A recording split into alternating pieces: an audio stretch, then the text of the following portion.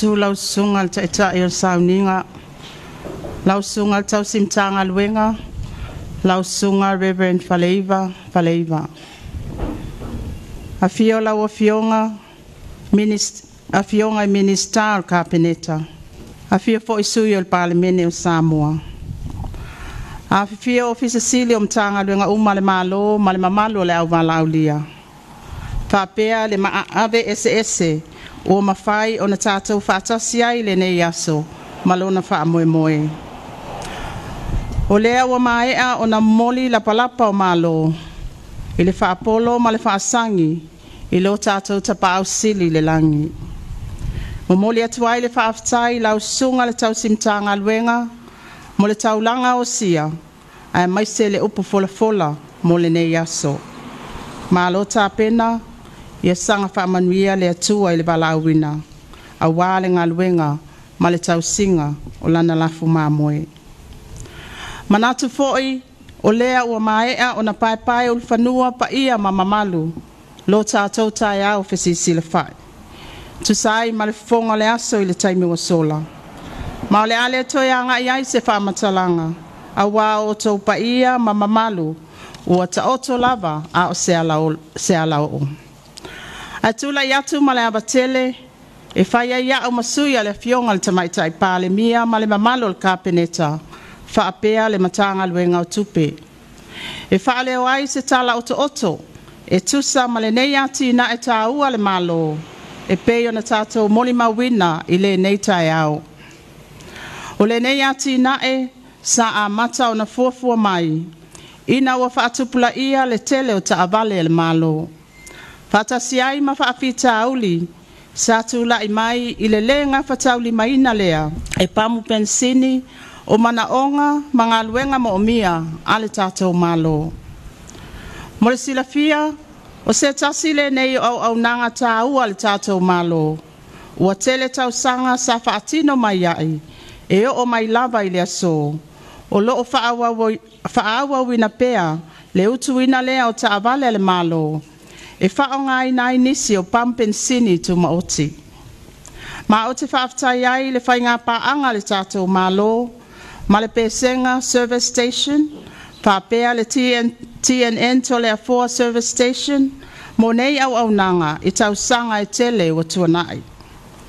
Pe tai o le nei tai au, ua whaiva ese lo pepe, a wā o lea o tātou moli mawina, leanga le lei ma le silsili ese o le atua. Ina ua mawhai o na tino mai le nei ati nae. A wāle manuia ma le solonga le leo ngā luenga. Ma le tautua le tātou malo mo ona tangata. O le tau atua o le nei ati nae e 3 miliona tāla. Ma safa atu peina umalava e tātou malo. O le nei tau e au fia ai le tasi eka atoa al whanua. O le afa eka o lo iai le Pamu Penisini. O fisa whaapea manisi o fale, o le afuafuaina e teu malu ai whaamaumaunga ale matanga luenga o tupe. O le isi afa eka i tua, e le ono foia i le taimile nei. O lo wa iai fuafuanga, o le afa amautu mai ai le vaenga o whela ua inga tau taavale. Mo le talinga Malo Samoa, mo le fontanga taitai o le malo tau pulenga i le tau sangafou. O le nei Pamu Penisini, e wha ona dispensers po o pamu wha ona po nei e utu ai taavale. E tolu underground tanks po o tanei lalo le ele mo le teu maluina ai o le tiso ma le Penisini. I lona tele e 25 felita mo le tiso ma le 25 felita mo le Penisini. O le nei Pamu Penisini wa uma ona whaatotonga ma au sia tūlanga uma whaltūla fono. Ai mai selon saunga le mula o tele. Ina ia malupuia ma awa lava ne tu la mai se whaalawelawe. E ono a afia ai se soifua. Ai mai se o ilato uma o le afa o ngā ina le nei ati nae. O le tā ua ma le au ngā le nei ati nae fau le malo. Mua o le afa sao ina ai tupe alu fuafua le malo. Mai le lisina o isi Pamu Penisini tu maoti. Mo le whaatino ina o ana au nanga.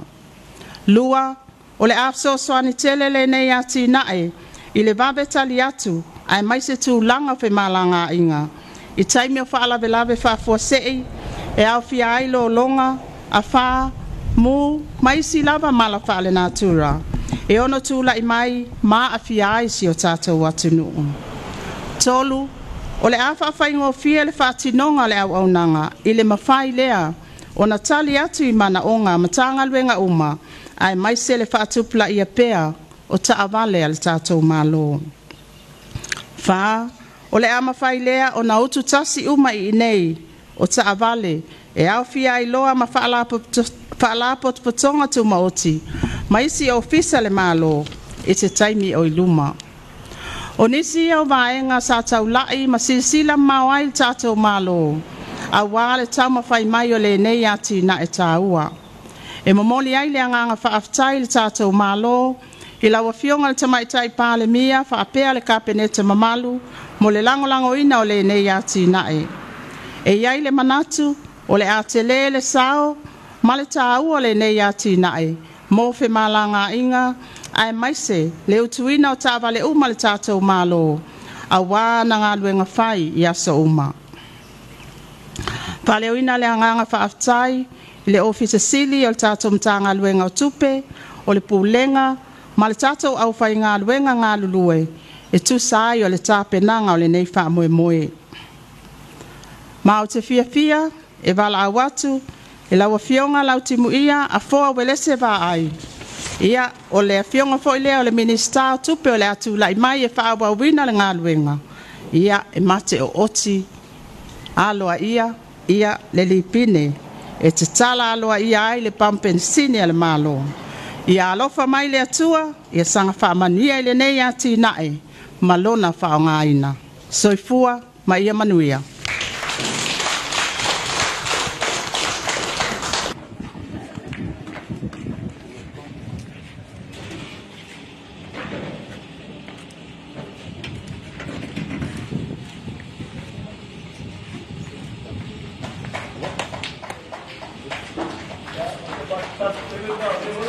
Gracias.